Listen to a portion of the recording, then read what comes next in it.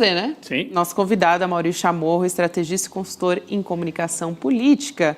Enquanto o Amaury se ajeita para chegar aqui com a gente, eu não sei vocês, mas eu tô com aquela música do Bad Bunny, assim, em looping na minha cabeça. Hoje a Laura Couto aqui nos bastidores ficava tocando para mim, olha, desde domingo não para de ouvir essa música, né? Do show lá no intervalo do jogo. Não sai da minha cabeça, tá em looping, assim, tô ouvindo ela o tempo inteiro. Amaury, bem-vindo, prazer te receber. Bem-vindo. Tudo bem, um prazer estar aqui com vocês novamente, um abraço a todos e todas que nos escutam, e eu já venho dançando Bad Bunny há muito tempo, na verdade, adoro o reggaeton. Muito bom. É fantástico o Bad Bunny com o máximo expoente nesse momento, já de um gênero que, na verdade, vai muito além do nicho do reggaeton, né? Ele é um artista pop fundamental, eu acho que o impacto dele na cultura, no mundo, é incalculável nesse momento. E, inclusive, para vocês terem uma ideia, nos Estados Unidos, na Universidade de San Diego, existe uma cátedra sobre Bad Bunny, porque ele já era interpretado por certos acadêmicos como um fenômeno cultural importante latino, hispano, que influenciava a cultura dos Estados Unidos. É mesmo, né? E é um fenômeno mesmo influenciando esse momento político. O Donald Trump, aliás, deixou o Donald Trump bem pistola, né? Porque ele não ficou quieto depois que viu a apresentação. A primeira coisa que ele fez foi ir nas redes sociais e tentar desmoralizar o Bad Bunny. Enfim, só demonstrou que ele era muito incomodado. E não conseguiu, né? O efeito foi devastador. Perdeu, Trump, né? Sim, foi. Alguns analistas até colocam isso, já começam a medir isso na eleição de novembro. Isso. Esse é o ponto. A eleição de meio mandato, então não é qualquer coisa. Esse é o ponto, no fim das contas. E até, olha só, essa manchete do Jornal Globo que a gente traz aqui, Amaury, esse destaque que a gente coloca aqui na tela é justamente porque os próprios republicanos viram essa reação do Donald Trump, que foi completamente desmedida, né? Disseram que isso foi um tiro no pé, que pode ameaçar mais ainda o partido nas eleições de meio de mandato nesse ano, Chico, como você estava chamando a atenção agora, Amaury. Exatamente, porque para a gente entender, né, o impacto, são quase 30 milhões de eleitores latinos nos Estados Unidos que elegem em média 40 a 45 deputados, ou seja, representantes da Câmara, e majoritariamente, ou seja, desses 45, 40 são democratas, tem 5 republicanos, e no caso do Senado, que não é eleito apenas pelos distritos, né, aquele voto distrital, mas sim pelo total da eleição naquele estado, você tem um equilíbrio, você tem dois republicanos e 3 democratas. Porém, há um crescimento sensível do voto latino e ele está atendendo ao voto democrata nos estados que são fundamentais para a vitória do Donald Trump. Aí você tem Texas, Novo México, Arizona, Califórnia, tem a Flórida, né, onde é o Marco Rubio, o secretário de Estado dos Estados Unidos, que é um latino, né, ele é um cubano-americano, onde se concentra, na verdade, a parte mais conservadora, as mais reacionárias dos Estados Unidos, são os latinos que estão majoritariamente na Flórida. Então, há um crescimento, sim, importante do eleitorado, o peso do eleitorado latino, mas tendendo para o Partido Democrata para enfrentar essa legislação muito dura, mas não só uma legislação dura, senão essa raiva, esse ódio gerado pelo próprio Donald Trump e as ações, né, desse entidade federal aí que cuidaria das fronteiras, que está sequestrando residentes, inclusive, que estão legais nos Estados Unidos, mas que são de origem latina. Então, nesse momento, há um perigo, realmente, porque o que está em disputa não é só a Câmara, onde você tem uma certa folga para o Partido Democrata, mas você tem um problema no Senado, porque o Senado, há uma possibilidade, sim, de inverter essa lógica e o Partido Democrata conseguir virar o jogo, que é uma pequena vantagem para o Donald Trump nesse momento. E o que aconteceu com o Bad Bunny, quem diria que o reggaeton poderia mudar o destino dos Estados Unidos? Isso é uma coisa fantástica. O reggaeton, e aí eu gostaria de fazer um alcance, que nasce basicamente em Porto Rico, que é um país invadido pelos Estados Unidos. Ou seja, para quem não conhece, o Porto Rico é uma ilha que fica perto da República Dominicana, que foi invadida pelos Estados Unidos, e Porto Rico tem o direito a ser meio cidadão estadunidense, porém não tem direito a votar pelo presidente. Então você depende dos Estados Unidos, mas você não tem os mesmos direitos da cidadania de alguém que é de Mississippi, alguém que é de Nova York. Então, você tem uma condição econômica e política de dominação total dos Estados Unidos a uma pequena ilha do Caribe, que vive em condições de extrema pobreza, de desigualdade, como qualquer país latino-americano. Então, você tem, a partir dessa pobreza, da onde vem o Bad Bunny, com uma música, com uma cultura desenvolvida na periferia dos Estados Unidos, que não é cantada em inglês, influenciando as eleições de meio termo que podem determinar, inclusive, o futuro do governo Trump e a sua reeleição. Olha que fantástico. Que virada de jogo. E tem um eleitorado, você explicava, né, Chamou, que tem um eleitorado latino que é conservador, mesmo esse, porque agora já não é uma questão de ser conservador ou não ser conservador, é uma questão existencial, né? Você olha para o lado, o teu vizinho está preso, o filho dele, as famílias estão sendo separadas, é um terror, né? Então tem um terror, já não passa tanto pela posição política. Mas em outros estados, a Flórida, você dizia, tem uma colônia latina mais para a direita, né? Mas em outros estados com forte eleitorado, você conhece melhor isso, mas Arizona, né? O próprio Texas, que é um estado mais conservador, mas Arizona e Novo México, né, são estados que vão para lá e vão para cá, né? Acho que fazem parte dos swing states, né? Então, com uma campanha assim de terror como essa, o eleitorado desses dois estados pode pender totalmente para o lado democrata. Isso aí pode decidir a maioria no Senado, né? É algo que realmente, né? Os republicanos acabam de ter uma derrota numa eleição local para deputados estaduais do Texas. Isso não acontecia há 30 anos. E ganharam os democratas. Por quê? Porque há uma sensação importante, gerada de pânico do Donald Trump, mas não só de pânico no sentido, eu sou uma pessoa que entrou nos Estados Unidos, eu não tenho uma condição legal, né, não tenho visto de trabalho, independente de ser Donald Trump ou não, se a polícia me pegar, eu vou ser deportado, isso vai acontecer. Agora, a humilhação e a violência, tanto verbal como física, exercida pelos Estados Unidos, ou seja, pelo governo Donald Trump, contra os latino-americanos, isso é importante entender, ela gerou, sim, uma frustração. Por quê? Porque grande parte do eleitorado latino votou a favor do Donald Trump. Eles votaram justamente porque a situação econômica dos Estados Unidos era muito complicada no governo do Joe Biden e eles apostaram no Donald Trump, porém que o Donald Trump sempre foi muito transparente. Isso eu gosto de sempre relembrar, que o Donald Trump faz o que diz e diz o que faz. Ele não faz, a palavra dele não faz a curva. Então, nesse sentido, ele sempre ameaçou e sempre falou da perseguição que ele faria, que o grande problema dos Estados Unidos é a migração ilegal, são os narcotraficantes, os estupradores latino-americanos que entram pela sua fronteira, vamos lembrar disso, ou seja, ele sempre teve uma verborragia muito agressiva contra os latinos, e muitos latinos que apoiavam influenciadores, temos casos de um brasileiro, foram presos, detidos, foram deportados, inclusive gente que saiu à rua se manifestar pró-Trump foi detido imediatamente e foi deportado, ou foi detido, né, nesse caso.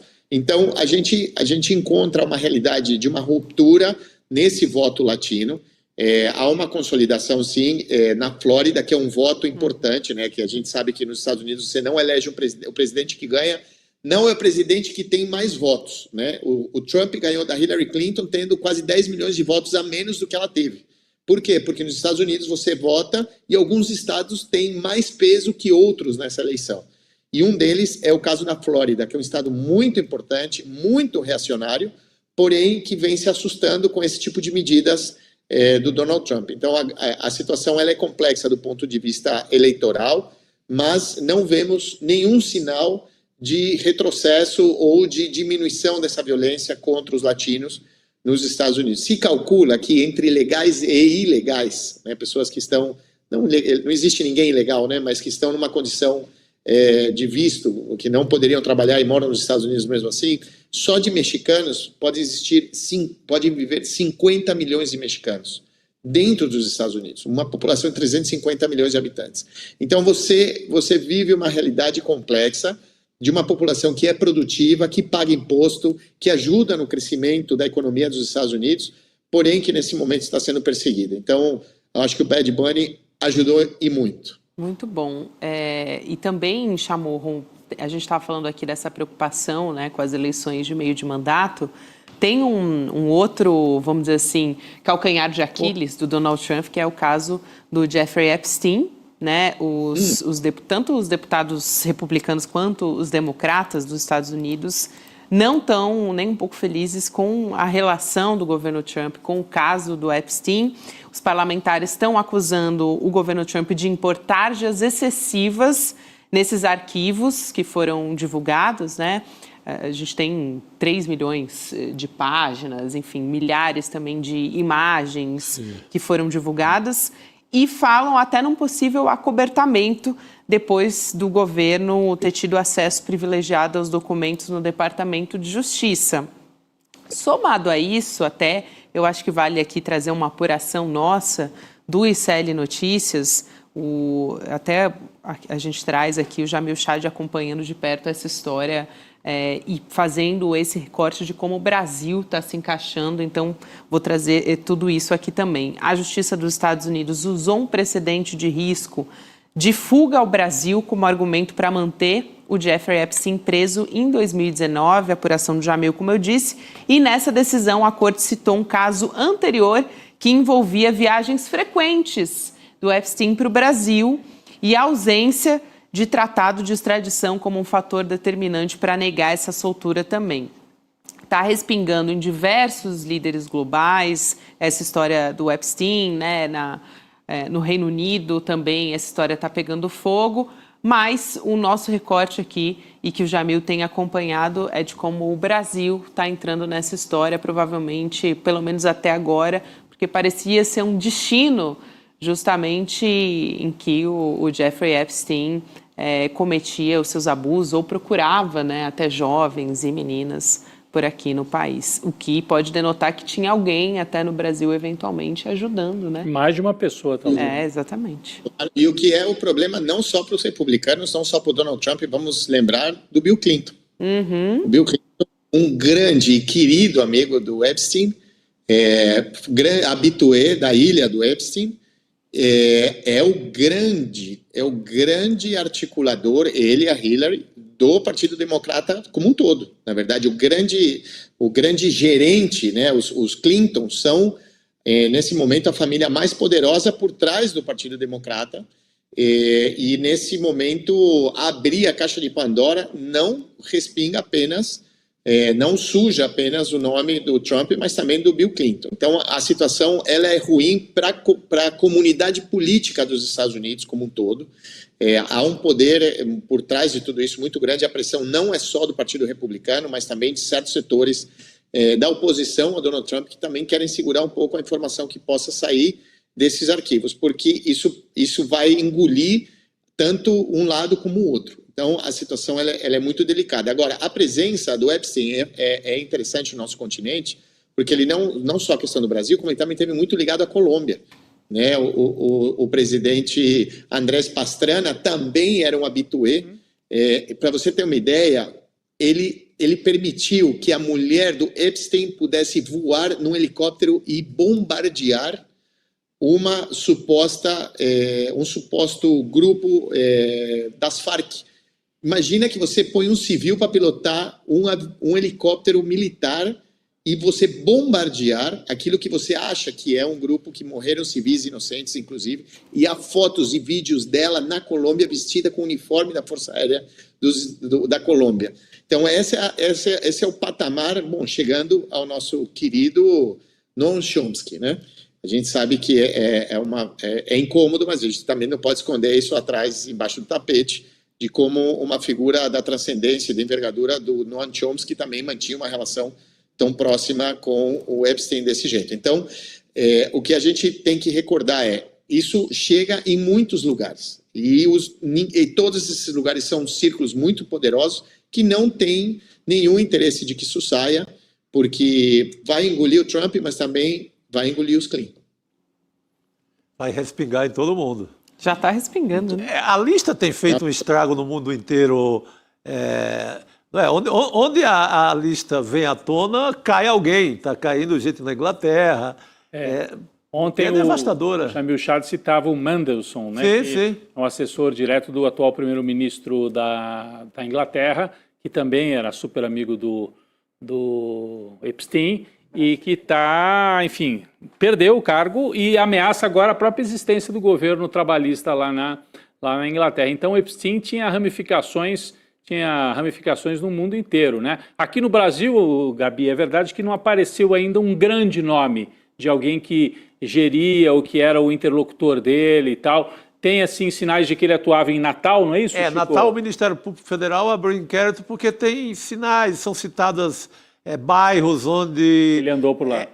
Agentes do Epstein. Do Epstein iriam recolher garotas, mandava foto para ele escolher. Tem uma garota na periferia de Natal que estaria na lista. De modelos. Isso, exatamente. Claro, exatamente. Esse modus operandi ele aplicou em todo o nosso continente, né? Abrindo agências de modelos ou se associando a agências de modelo, já que o grande amigo dele era dono do Miss Universo, que era o Donald Trump, né? Ele, até pouco tempo atrás, o Donald Trump ele tinha os direitos de transmissão e de produção, ele era o dono do Miss Universo. Sim. Então, com essa justificativa, eles articulavam agências de modelos para encontrar garotas, meninas, a maioria delas menores de idade, para serem cooptadas e, obviamente, serem traficadas e serem abusadas sexualmente, né? Olha onde a gente está, né? Que incrível, como é que a gente poderia imaginar um dos homens mais poderosos do mundo sendo um pedófilo, um abusador sexual, e nesse momento a informação está aí, a foto, o vídeo, carta, e-mail, WhatsApp, tudo que você quiser, e ele ameaçando invadir outros países, acabar, sequestrar presidentes, ele fazer o que ele quiser, e o mundo atônito, né? Na verdade, a gente vê essa força conservadora que tem a capacidade de atropelar comunicacionalmente, militarmente, o que tiver pela frente, e quase que de maneira intocável, né? Nem dentro do seu próprio país parece que a justiça poderá alcançá-lo. Esse caso, ele impressiona, né? Mas é claro que quanto mais a gente fica sabendo sobre essa rede, né, essa teia de poder, a gente entende como que houve um pacto de silêncio tão longo, como que os casos foram abafados até a gente chegar a essa quantidade de documentos e de provas, né, no fim das contas, que a gente tem hoje. Então... Desculpa, só para você fechar, Mauri, eu vou te passar, mas a gente tem um assunto aqui que a gente queria muito trazer aqui ainda no programa também. Acho que pode ir, Gabi. Eu achei que ele ia fechar a fala dele, eu tinha passado para ele fechar. Vamos lembrar, e com isso eu queria fechar, temos o Bill Clinton, que é um reincidente, né? Vamos lembrar do caso da Mônica Lewinsky, né? O que aconteceu no Salão Oval como estagiária, né? O escândalo, e depois a gente vê que era uma ação constante dele, esse tipo de coisa. É terrível. Não, esse é um dos mais enrolados, né? Aparecem várias imagens, é realmente impressionante. Agora, o outro assunto que eu ainda quero trazer aqui, junto com a Mauri Chamorro, são os movimentos sociais que lançaram um abaixo-assinado para pressionar o presidente Lula a enviar ajuda para Cuba. Uma ação que mira os embargos, né, impostos pelo Donald Trump, e está cobrando que o Brasil envie petróleo e outras fontes energéticas para a ilha. Então, a crise de abastecimento tem sido tão grande que o governo cubano alertou já as companhias aéreas de que vai ficar sem combustível de aviação a partir de hoje. Você está vendo aí na sua tela, né, o QR Code aqui do lado direito, né? No canto da sua tela você pode assinar acessando o link aqui por meio do QR Code que está aparecendo. Assinar esse abaixo-assinado desse documento pedindo, né, que o presidente Lula envie ajuda à ilha de Cuba, que está cercada há décadas, mas esse cerco nunca teve tão grave, numa situação tão grave, né? Porque agora também a Venezuela cessou de mandar petróleo para Cuba. O resultado da velha sanção agora radicalizado, né? Uhum. De países, de governos que de maneira explícita estão apoiando muito Cuba, a Cláudia Sheinbaum, presidente do México, está assim, sem titubear desde o primeiro momento. E o que eu sei do governo Lula é que o governo Lula está tentando coordenar uma frente mais ampla, para não ficar só ali, o Lula de novo, como fez em governos passados dele, fechava contratos com Cuba, levava porrada na eleição inteira e perdia muitos votos.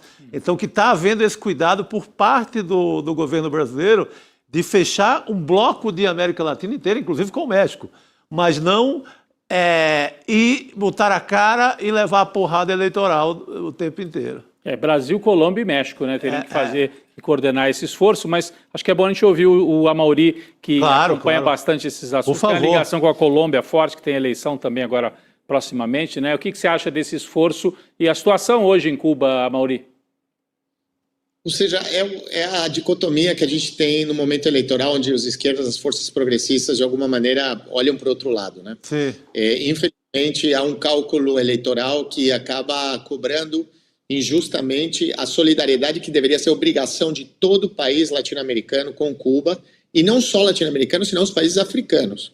Porque Cuba foi responsável pela independência de quase metade dos países africanos.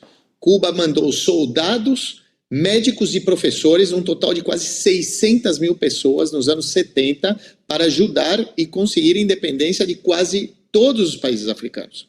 Independências das Europas, né? dos Estados Unidos, dos países que de alguma maneira exerciam um poder colonial. E neste momento nenhum desses países realmente estende sua mão em forma de agradecimento com Cuba. Porque apesar da ONU, quase sempre, a gente sabe só, nesse caso foi a Argentina também este ano, mas todos os anos, tanto Israel como os Estados Unidos são os únicos países que votam contra o fim do bloqueio, o resto, todos os países votam a favor do fim do bloqueio, mas isso não acontece. Então a situação é muito crítica, Cuba chega a passar 30 horas sem energia elétrica, o país inteiro acaba sendo desligado, é uma situação já de crise humanitária terrível, mas eu não diria que nem é o medo ao enfrentamento aos Estados Unidos apenas, no sentido de que você possa sofrer algum tipo de sanção, bloqueio, mas é o medo do seu público interno. Exato. Né? Assim, a gente tem medo de que setores progressistas, que é uma barbaridade dizerem que negarem ajuda, a solidariedade a Cuba porque é supostamente uma ditadura, isso é um discurso da direita absolutamente sem fundamento, sendo que o povo cubano sempre ajudou o mundo inteiro enviando médico e professor, a gente sabe disso. E nesse momento, simbolicamente, Cuba resiste a 70 anos de um bloqueio desumano, um bloqueio genocida do governo dos Estados Unidos, sem nenhuma sustentação legal. Os Estados Unidos e a Europa não são a polícia do planeta, eles não são os juízes do mundo, nem o Ministério Público do mundo. Então, eles não poderiam tomar esse tipo de ação. Agora, é fundamental, eu acho que o presidente Lula tem a credibilidade e ele tem a obrigação moral, independente do risco que ele possa correr de perder alguma parte do seu eleitorado, mas de liderar, sim, com o presidente Petro, com a Cláudia Sheinbaum e com todos os países, uma grande ajuda humanitária que tem que ser além do discurso na ONU, enviar barco com comida, com petróleo, com ajuda humanitária para realmente reconstruir Cuba, que vive uma situação terrível, como nunca jamais na sua história tinha vivido, nem num período especial como está acontecendo agora. Né? É muito crítico isso. E eu acho que a África também deveria tomar uma medida contundente nesse sentido e isolar os Estados Unidos e ir para cima.